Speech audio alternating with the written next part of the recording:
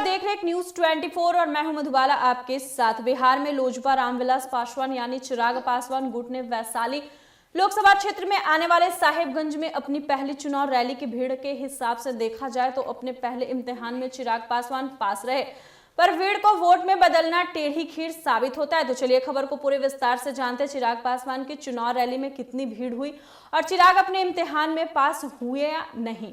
बिहार में लोजपा रामविलास पासवान यानी चिराग पासवान गुट ने वैशाली लोकसभा क्षेत्र में आने वाले साहेबगंज में अपनी पहली चुनावी रैली की भीड़ के हिसाब से देखा जाए तो अपने पहले इम्तिहान में चिराग पासवान पास रहे, पर भीड़ को वोट में बदलना टेढ़ी खीर साबित होता है। इस बात को चिराग भी समझते हैं, पर जिस तरह वो बिना नाम लिए बिहार के मुख्यमंत्री नीतीश कुमार को टारगेट कर रहे थे, वह उनके अभी भी परिपक्व न होने संदेश देते हैं। विधानसभा चुनाव में नीतीश कुमार के खिलाफ अभियान चलाकर उन्हें कमजोर तो कर दिया, पर अपने लिए कोई आधार नहीं खड़ा कर सके। अब लोकसभा चुनावों के समय भी चिराग अगर उसी मोड़ में नजर आते हैं तो निश्चित है उनके अस्तित्व पर संकट हो सकता है। जिस अंदाज में वे उत्साहित होकर बोल रहे हैं कि शेर का बेटा हूं, सिर पर कफन बांध के निकला हूं, यह बात मंच पर तो ठीक है, पर बिहार की राजनीति में सिर पर कफन बांधना उनके राजनीति के दंड कर सकता है। चिराग एक होनहार नेता हैं, उनमें भविष्य दिखता है, पर पिता का साया छीनने और चाचाओं के धोखा देने के बाद दिन प्रतिदिन उनकी राजनीतिक शक्ति घट रही है। इस बात को उन्हें समय रहते समझना होगा, अन्यथा दूसरों की लंका लगाने के चक्कर में चिराग की लौ उनकी खुद की राजनीति को चौपट कर देगी। बिहार की राजनीतिक में उनका सामना ऐसे धुरंधरों से है जो बिना राजनीतिक चाल चले सामने वालों को धराशायी कर देते हैं। उनके सामने अगर नीतीश कुमार हैं तो उनके पीछे लालू यादव और तेजस्वी हैं। उनके साथ साथ बीजेपी है जो बिहार में खुद के अस्तित्व की तलाश कर रही है। जो खुद का अस्तित्व तलाश रहा है वो किसी के नींव पर अपना भवन खड़ा कर सकता है। चिराग को बहुत फूक फूक कर कदम रखना चाहिए। भूखे भेड़ियों के बीच मेमना अगर दिमाग से नहीं चलेगा तो बहुत जल्दी शिकार बन जाएगा।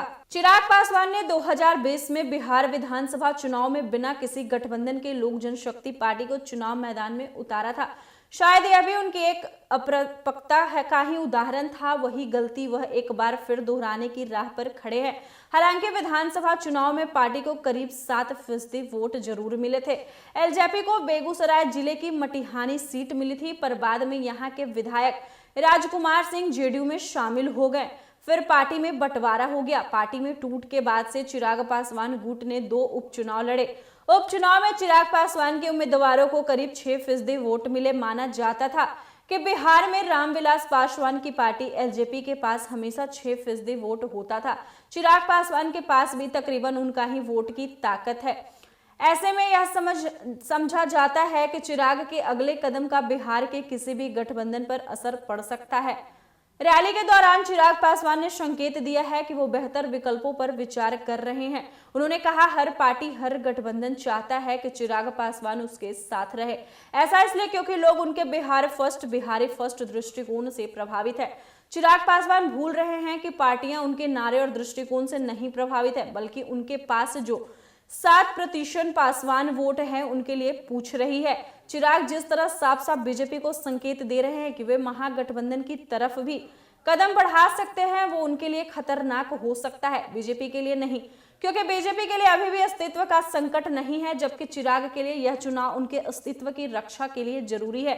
हो सकता है कि चिराग पासवान प्रेशर पॉलिटिक्स के तहत ये सब कर रहे हों। इतना तो तय है कि वो फंस चुके हैं। चिराग के रविवार के भाषण में उनके तेवर बता रहे थे कि वो एनडीए से खिन्न हैं। नीतीश के खिलाफ भाषणबाजी करके वो अपनी खुन्नस तो निकाल रहे थे, पर उधेड़ बूंद से बाहर नहीं निकल पा रहे थे। उन्होंने गठबंधन को लेकर एक बार फिर सस्पेंस बढ़ाया, पर नीतीश कुमार का बिना नाम लिए आक्रामक होना बेवजह ही रहा। अगर चिराग को एनडीए में रहना है तो बेवजह नीतीश कुमार को टारगेट करने से कुछ नहीं मिलने वाला है। दूसरी बात, एनडीए से निराश होने के बाद अगर महागठबंधन की ओर जाएंगे तो वहां भी ठीक से बार्गेनिंग नहीं कर पाएंगे। नतीजा यह होगा कि जिस तरह 2020 में अकेले चुनाव लड़े वैसे ही इस बार भी करना पड़ेगा। इसमें नुकसान सिर्फ चिराग का ही होने वाला है। एनडीए का हिस्सा रहते हुए उन्होंने जिस तरह एनडीए की मौजूदा सरकार और उसके मुखिया नीतीश कुमार की हर नाकामी पर घेरा है, वह उनके लिए वैसे ही हो सकता है जैसे कि ज्यादा के चक्कर में कुछ भी नहीं मिलना। इस अवसर पर सांसद वीना सिंह ने उन्हें मुकुट पहनाया, एक दूसरे दावेदार ने भी मुकुट पहनाया। तो जैसा कि आपने सुना, बिहार में लोजपा रामविलास पासवान यानी चिराग पासवान गुट ने वैशाली लोकसभा क्षेत्र में आने वाले साहेबगंज में अपनी पहली चुनाव रैली की भीड़ के हिसाब से देखा जाए तो अपने पहले इम्तिहान में चिराग पासवान पास रहे। चिराग एक होनहार नेता, उनमें भविष्य दिखता है, पर पिता का साया छीनने और चाचाओं के धोखा देने के बाद दिन प्रतिदिन उनकी राजनीति शक्ति घट रही है। फिलहाल इस वक्त की खबर में इतना ही, और ऐसे ही तमाम खबरों के लिए देखते रहिए एक न्यूज 24। वीडियो पसंद आया हो तो वीडियो को लाइक करें, शेयर करें, साथ ही हमारे यूट्यूब चैनल एक न्यूज 24 को सब्सक्राइब करें। यदि आप हमारे फेसबुक पेज को देख पा रहे तो हमारे फेसबुक पेज को फॉलो करें। धन्यवाद।